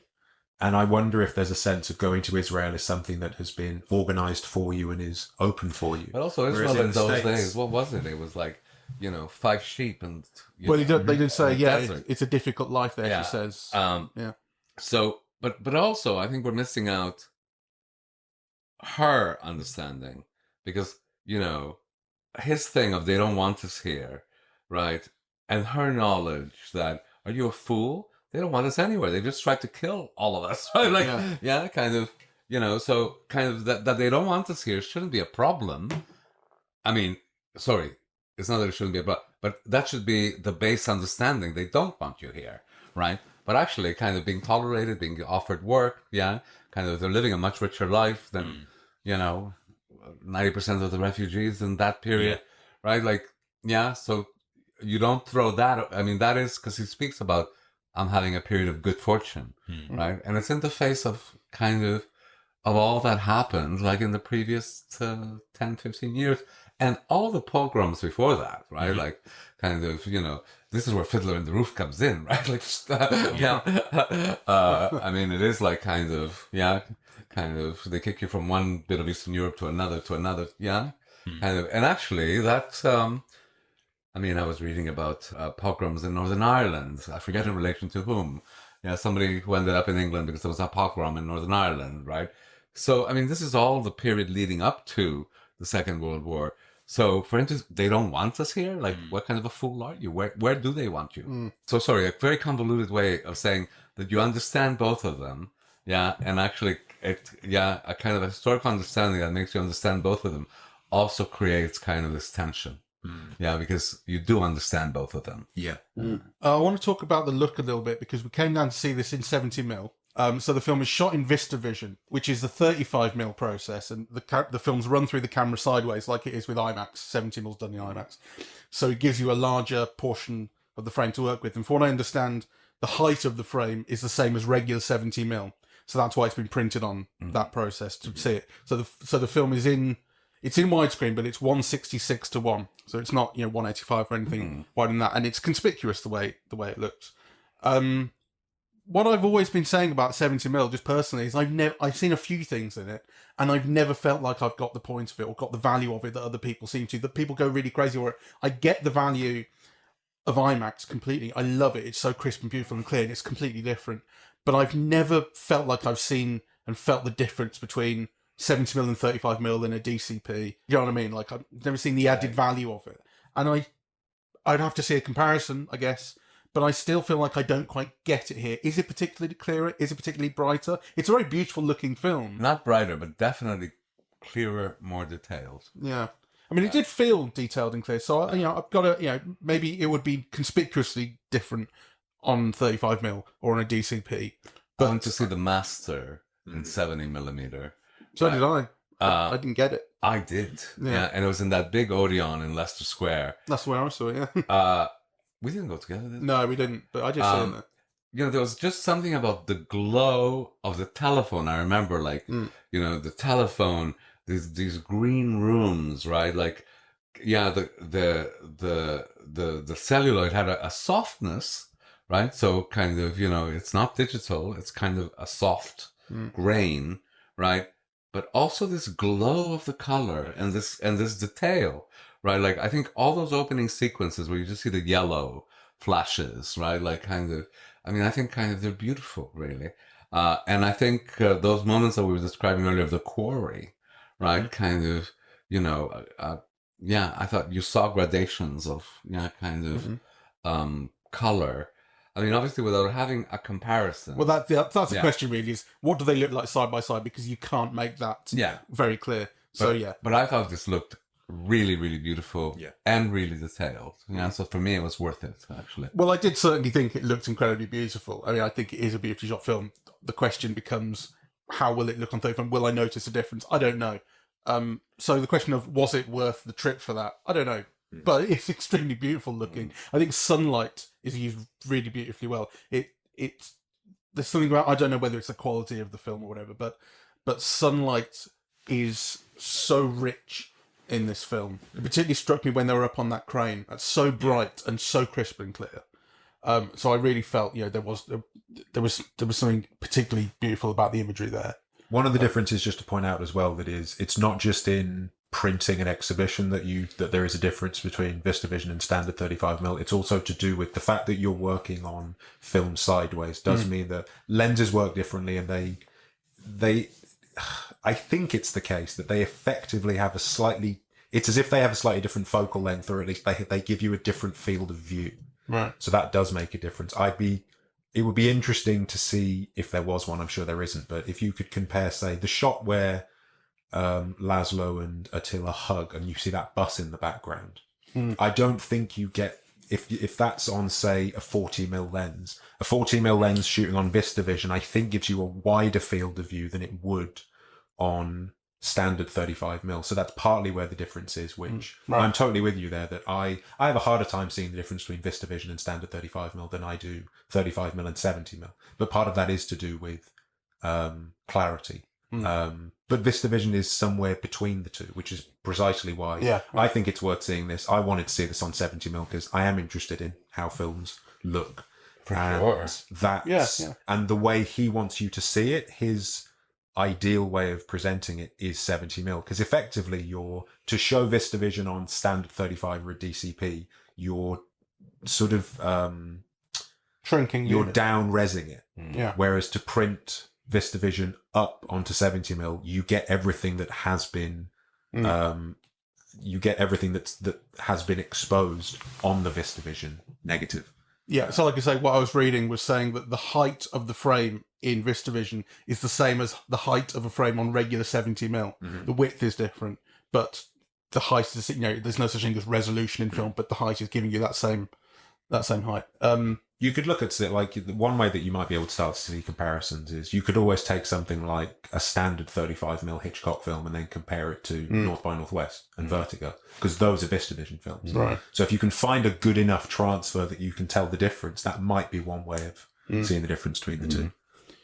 There's one other thing on a technical aspect to talk about, which is AI. And this isn't to make a big point about this, but it is a kind of increasing thing. So the film has been criticised for the use of AI in two ways, because there are so many ways in which AI is such a blanket term. Like the ghosts in Pac-Man have AI, how they follow you, but no one calls that the end of civilization. So AI technology here has been used in augmenting the speech of the actors speaking Hungarian in minor ways to kind of correct vowels, and people have been saying that don't we want the performance to shine through, right? If we're affecting them digitally, isn't that thing? Maybe it's a program called Respeech, I think, which has been used on The Mandalorian to recreate James Earl Jones' voice, I think, kind of post his death, which apparently Jones gave permission for them to do so. So obviously rights come into play, and those things about it's not just in Respeech, but actors being kind of recreated from the dead has been a whole thing, particularly in Star Wars. The other thing is the use of generative AI, which is the particular kind of form of AI that is being really criticised, which is, the AI where you type in a prompt, you say, I want a picture of, a fish, and it will give you 5 different fishes, and it just comes out of nowhere, right? And that apparently has been used in a very limited way towards the end of the film here, when we're seeing that retrospective exhibition of Laszlo's career. There are one or two. They wanted to create, they said, images of what bad digital images would look like in the 80s. And apparently they used a generative AI system. Was it Midjourney, you said? I think Midjourney. Maybe Midjourney to do this. And it's in the background of a shot. And the point of bringing this up isn't to criticise this film in particular for being some bastion of, they should never have done, I think it's just to say that, it's clear that the dam has burst on this, right? You would expect the biggest productions, the Star Warses, to be using this for the suits, to be saying, this will cut costs, we can do it really easily, we can get rid of the creatives. But when it's the smaller productions, I mean, we can talk about how small this is, but apparently it cost $10 million. And one of the things is that everyone's been saying, it's amazing that this film was made for $10 million the way it looks. But it's a small production, right? And so when a small and independent production is doing this, and this is not the first to have used generative AI at all, it just kind of goes to show that the dam has burst on these things. And I guess the question with generative AI processes is that, technology has been taking people's jobs forever. You know, films are not made the same way now that they were 100 years ago. Technology has changed and jobs have gone in doing so, right? Like autofocus or auto white balance or whatever. You know, people that would be doing various jobs are no longer doing them because technology takes care of it. But also, you've needed then people to understand those new jobs and do the new job, you know, take care of the new technology. And I think there is a qualitative difference with generative AI in that there is certainly a prevailing feeling that this is a bellwether moment, that we'll be able to do stuff that has no quality control and we can completely take away the jobs of people and take away real human creative input in doing so as well. My understanding about the use of Midjourney to generate images is that it was used to generate images that were then adapted. Yes, they made the point by the production in responding to this criticism. They said everything was hand-drawn, but generative AI had a role in making one or two images pre the final thing. I mean, you know, you can make this argument from the beginning of cinema. You can say, oh, you know, a machine is filming instead of it being painted. Right? Like, it's also worth thinking about how this story came up and how it's being, why it's being shared the way that it is and who's sharing it, because it is something that's coming up mid-Oscar race. It's interesting that the story didn't come up by somebody doing a lot of digging and pointing out, you lied about this. The editor spoke about it very openly in an interview, volunteered this. Yeah. Well, it is interesting that filmmakers in general have not been particularly negative about any of this stuff. They've, you know, they are very much of the, you know, you read their comments about generative processes. They are very much of the, I wonder what we can do with this school, as opposed to I'm worried about the impact it will have and so on. So there is that. Every change in technology brings up these questions, and I think every generation of filmmakers or artists kind of demonstrates that it's a tool that artists use in different ways. Now, historically, a Hollywood A film might require 300 people or something. So now in the future, it might require 20. But I can't see any work being made without human intervention. I think, you know, there's kind of scaremongering around all of that. Yeah. We don't write in the same way. Yeah, we don't read in the same way. Like, all these technologies have completely affected and altered, you know, the way we do all of these things. I don't see kind of why AI in relation to film would be any different. It is kind of a big change. It'll have large effects. Some of them will be negative for sure. But actually, I can't imagine that you'll be able to create a television show, say, with no human intervention that people will watch for any length of time. I just can't imagine that. Yeah. I mean, I do see though that it's an interesting, I don't know very much about it, but it is an interesting part of the whole brutalist thing that's worth thinking about and looking more into the longer that you live with the film, because yes, I can see the sort of simple logic of attacking it for, this is a film about the human impulse to create.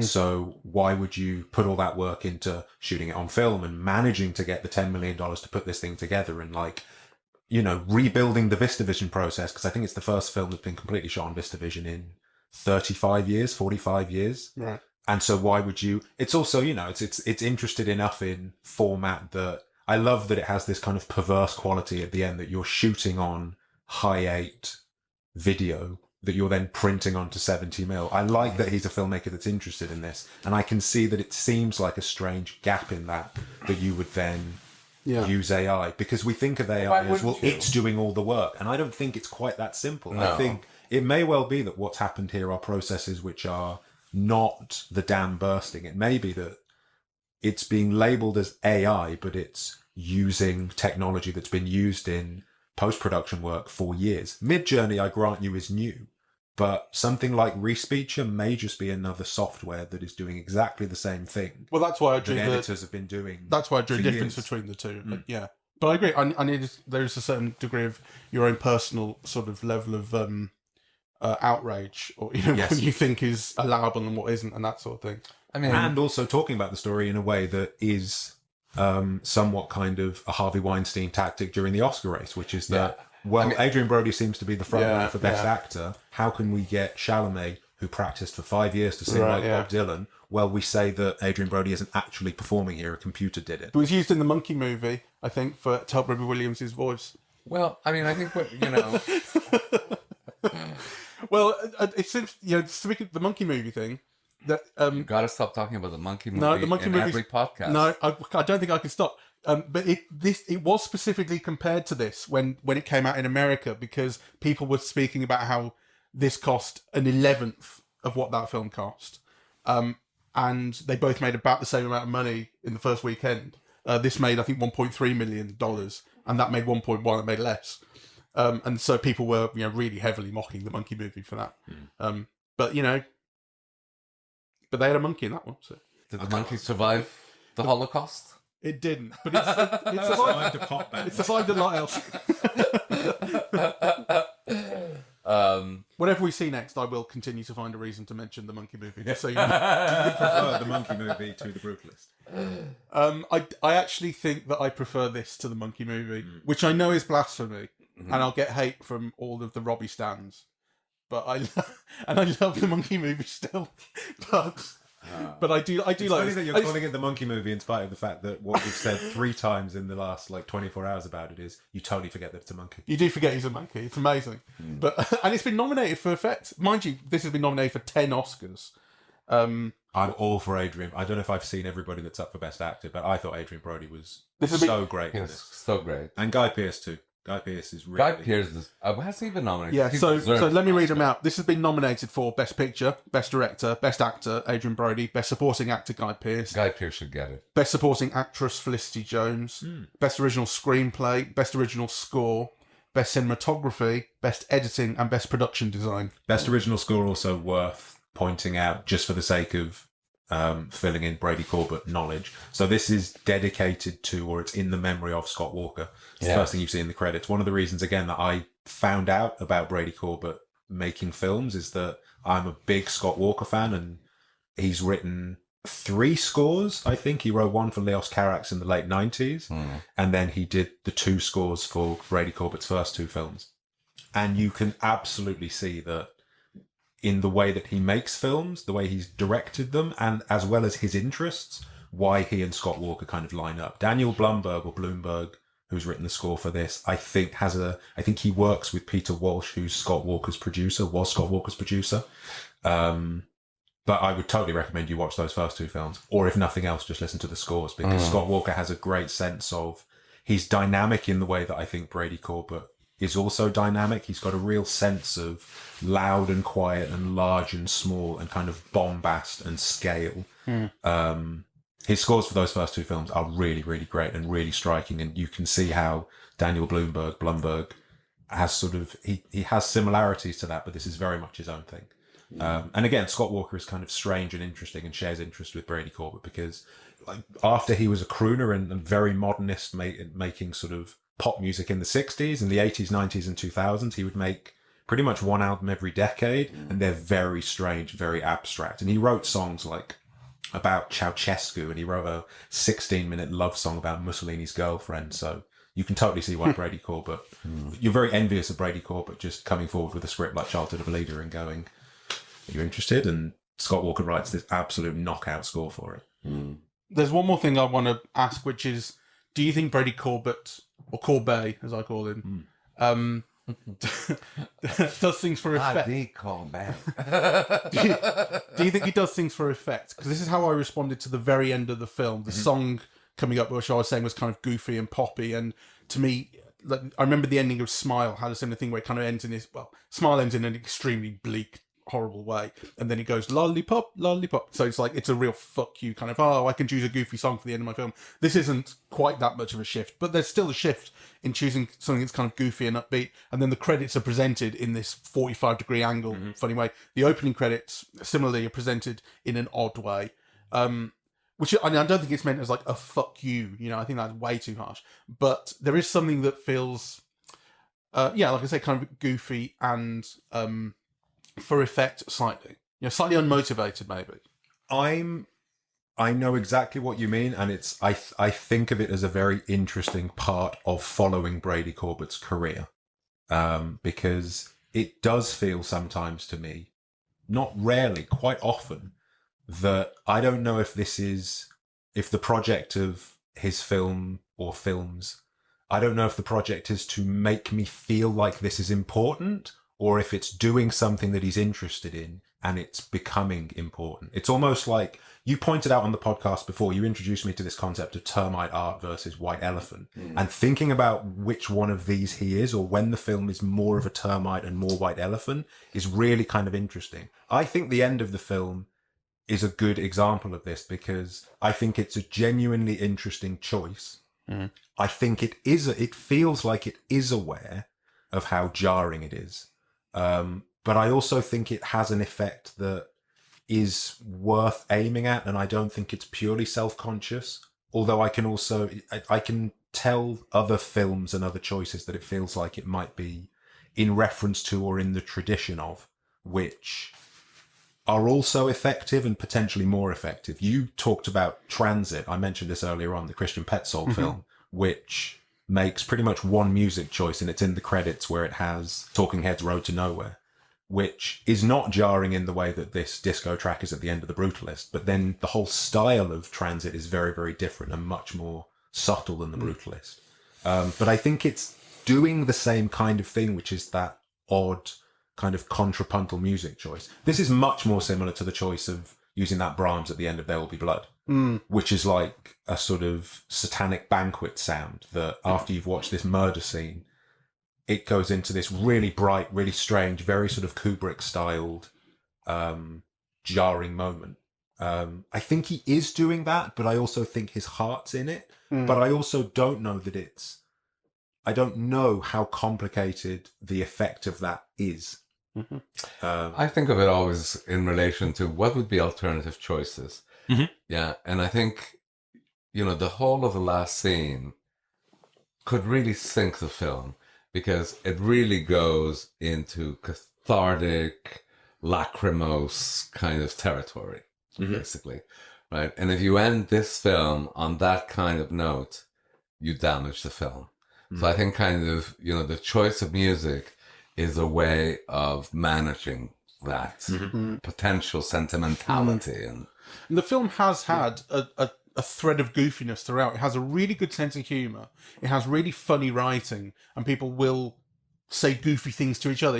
We've talked about, before the podcast, we were talking about one or two lines where, he says, What a poetic answer. Yeah, what a poetic answer. When we were laughing at everything he said, and it's so built into the lines that he says. The thing about Laszlo saying to the crap architect, quote unquote, that he talks to him privately, I need to address you. Everything that is ugly and crude and stupid, but most importantly ugly, is your fault. And he takes a long time to say it, and he takes ages for the punchline to come out, and you don't know if he's going to be making a serious point or not. It's wonderful, and it's really, really funny. And then, that scene finishes off with him, because it all kicks off, and then he says to Guy Pearce, he is a fucking idiot, though. He keeps on going with it.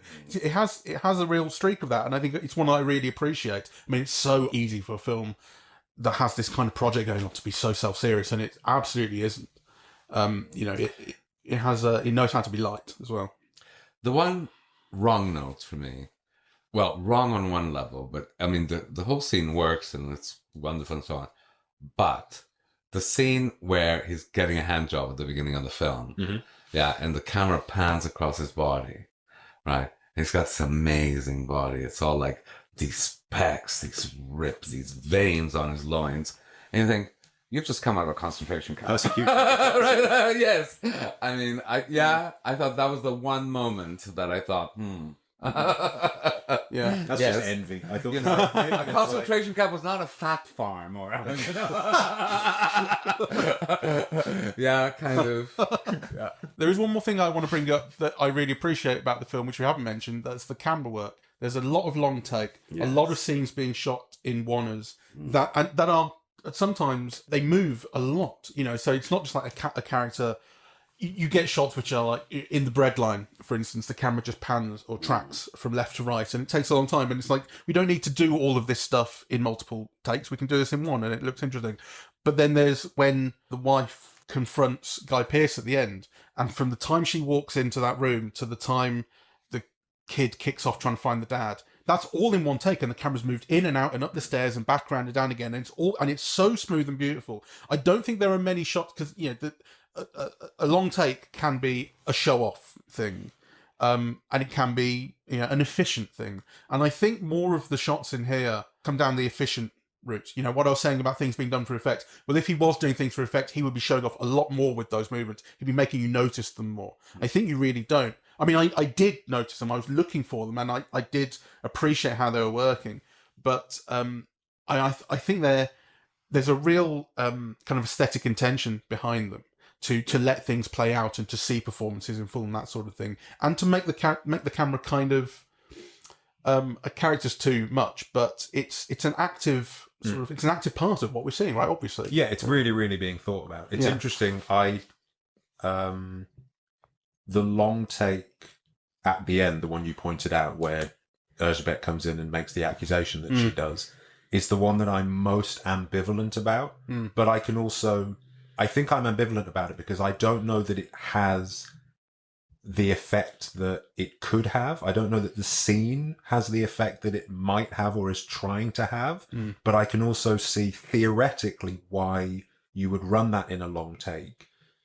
In the half of the film that has all these sequences that are quite disrupted by cuts, which is as if we're with Laszlo and his subjectivity is kind of collapsing a little bit, whereas she is absolutely iron in her will and her conviction that I'm going to come here and say what I'm going to say, and you can do whatever you want to do to me, and it will, what does she say? You're not excused.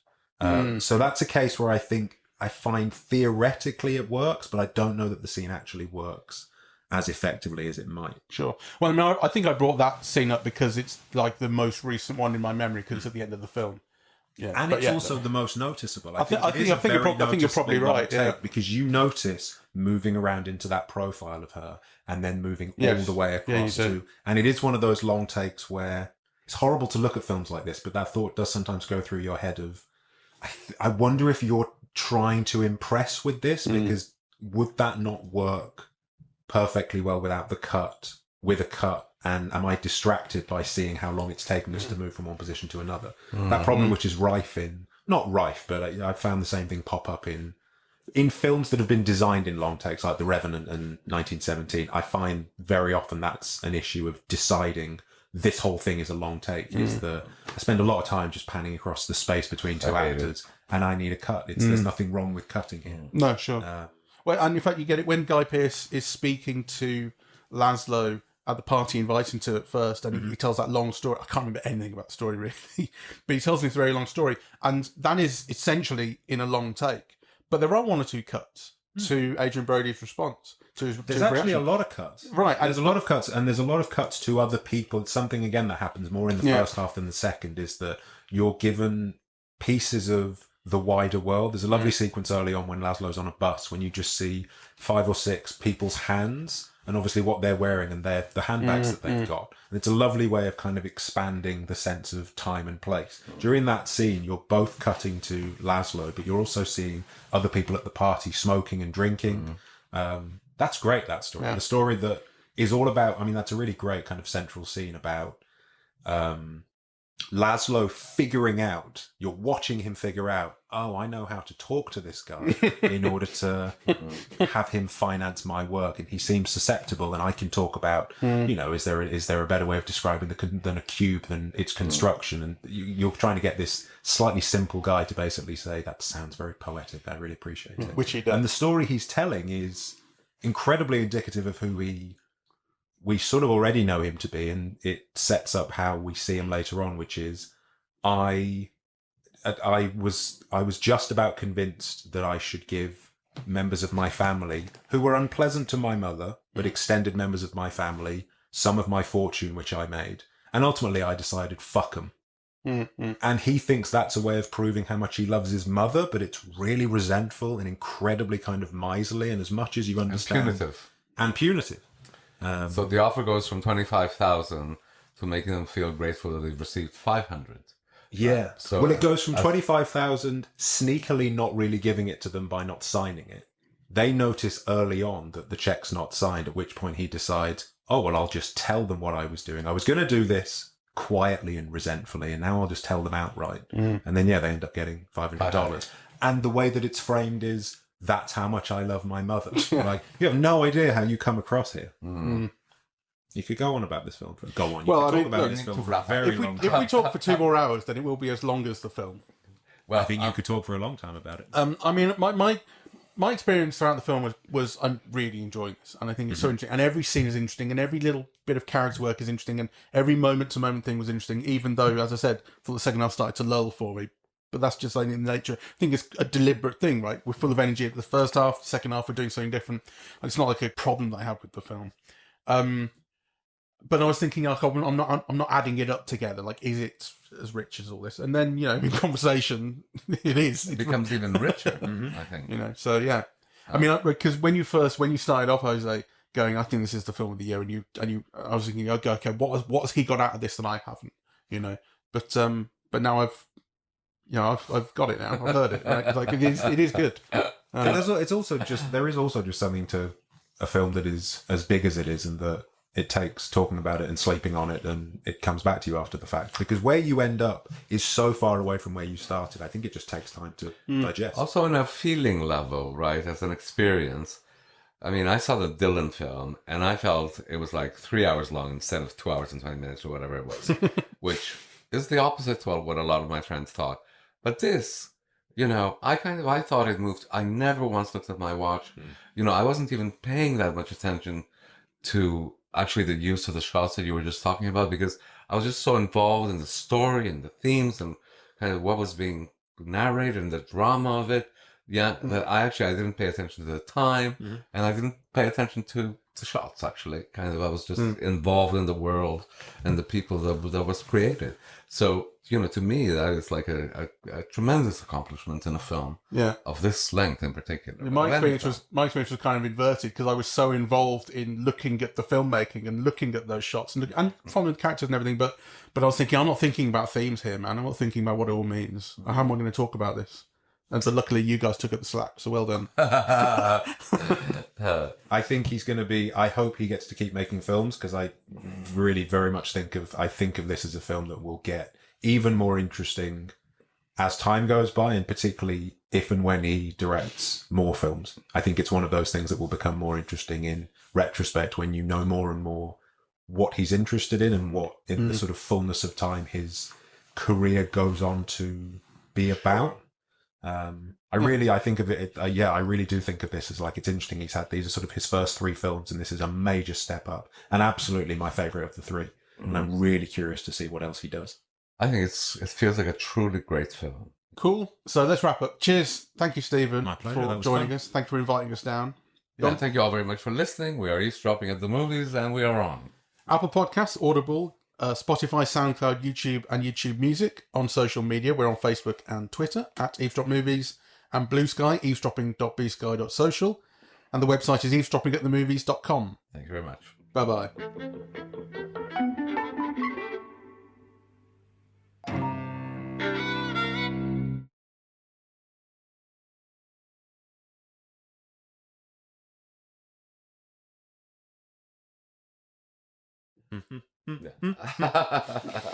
I've just listened to so much of this. All right. When we did it with Paul for Napoleon, he was like, "Oh, I got to see the bit where you say all the stuff, and I didn't realise you weren't reading it out." I liked him. He was really funny. It was great, like hearing him on that one. Where he was like, "Well, it's because he's the expert on Napoleon and Napoleon in film." Well, next time there's the new P.T. Anderson is VistaVision, so if they show that at the IMAX, because I think it's coming out on IMAX. Let's hope it's at IMAX, because it's not worth seeing it on a smallish screen. It is coming out in IMAX. Yeah.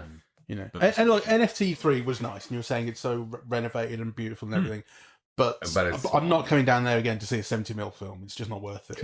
If I'm coming down, it's got to be at the IMAX, Well, no, if it's at the Cinema 1, it would be fine. All right, sure, but I think if you're advertising 70mm, you want to see it big. Yeah. I want it to be more of an event than it was. Yeah, that's interesting. I thought it looked. I saw the 70mm print. Might have been the same print. Might have been a different one. I don't know. But when I saw it in NFT 1, it looked better today than it did in NFT 1. Well, I mean, but that could also be where I was sat. But I think, I mean, one thing you were saying, about blowing up and shrinking down. One thing that you get when you shrink down a high quality image is effectively increased resolution. Things look sharp, and you get it with digital filming an awful lot, because there are details that the way that digital images are stored, some things are some details are sort of spread out, 422, that thing, depending on how much detail you save initially. But basically, when you compress digital images down into low resolution ones, you can save more quote unquote high resolution information and get a really good looking low resolution image, as it were. So you effectively get the same thing when you're showing a very high resolution film, high grain film image on a small screen. You'll look incredibly sharp, but then it's on a small screen. Yeah. No, I want it to be big. I'm sure that this will. I'm sure that they'll scan this in for the Blu-ray or whatever it is, at like 6K or something at least, and I'm sure it will look great. And I know that part of me will go, "Oh, this looks better than it did in the cinema because of sharpness, because of flicker." Even though I also like going to see prints because it's got the film softness and the flicker, as well as the fact that like the texture of the whole thing is very different. I don't like that I'm so used to DCPs that when I have seen prints of films in recent years, I've felt frustrated by, it's not as perfect looking, because I don't like the idea of film not looking amazing. And I wonder whether or not I don't remember exactly how film looked when it was the standard. And then I just got used to DCPs, which can look fantastic. As long as the bulb's bright enough, they look like they glow. Yeah. Well, the standard can be higher because you can get very low quality film prints. And again, the thing is to compare. It's like I've only ever seen The Master at the cinema on 70mm. Yeah. I think I saw it 3 times when it was first released, and I may have seen it a couple of times since. I've never seen a DCP of it at the cinema, but I've seen the Blu-ray. The Blu-ray looks amazing, but I don't know, it's difficult when you want to be very pro-film, not anti-digital, but I love film. But it is kind of... Projectionist as well. There is also the projectionist, exactly. The print. Yeah. There's, So people... many variables. Yes. There was a reason why, like when I first started going out to the films, you always went on the first weekend. Right. Yes, it hasn't been run to pieces. Well, there was the excitement of the audience and the queuing and everything. But then by the third week, the print would look like a 3-week-old print. That had been shown a lot of times. Which was the first thing I thought when there was part of me in November that went, it's not like The Master looked. And I'm going, is this one of 6 prints that's been available? And the fact is, this has been on the festival circuit for a little while. So am I just not watching? What I want to see an absolutely fresh print? Well, Is it a shame that we don't get to see Jeanne Dielman next weekend? Because I think that's the first time they're running a brand new print of it at the BFI. The person who How introduced much it... do we like My Friend Whose Birthday It Is? It's that, or it's Jeanne Dielman on 35. The lady who introduced the film thanked... Who did she thank? Was it Universal for the loan of the prints, right? And you could see from the prints a scratch here and there and a blemish because it's been run a few times already. And that, that just helps kind of, enliven it more. I mean, the whole thing with that film, The Afterlight, was about, we're going to run this until it dies. And although, of course, they actually just lost it. They found it again. Well, I've seen some prints of the Did they? Charles, which were just terrible. They'd all gone to red. They're not afraid of showing those 1970s Kodak. Yeah. They've got a print. They've run Salo about 3 times in the last few months, and I've not gone to see it yet, but I would love to see it on a print just to see how that looks, having not seen it in about 12 years. You've talked about when you've rented films to show at Warwick. Yes. You can't if you rent musicals, sections will have been cut out by someone. There are a lot of Fred Astaire films. Yeah, Swing Time. I think when we showed it, maybe to you, in fact, right? The number at the end was jumpy. And the reason it was jumpy is because people had cut out frames. I mean, that is what people... 2001, I think that happens quite often. Yeah. Like, people just steal frames. I think no one will notice this. Nobody adds stuff in. Yeah, Nobody sticks stuff in like... I think there are incidents of people adding stuff in. Yeah? Yeah, I think... there was this subliminal advertising tests of people adding things onto the print and, then seeing how it affected people. And I think some of it was actually about consumption. Like, I don't know, aren't hot dogs delicious? Oh, right. They're available at the intermission or whatever. So there have been incidents of people adding things in. I mean, I'd have to look it up to be more precise, but yes. Well, it's a joke in Fight Club, isn't it? That Tyler sneaks pictures of porn into family films. Right. So they just flash at people. Right. There is a thing about Sound of Music. Was it in Italy? that some exhibitors show Sound of Music, but to get more screenings in, they cut out all the musical numbers. Oh God. It's just a dry film.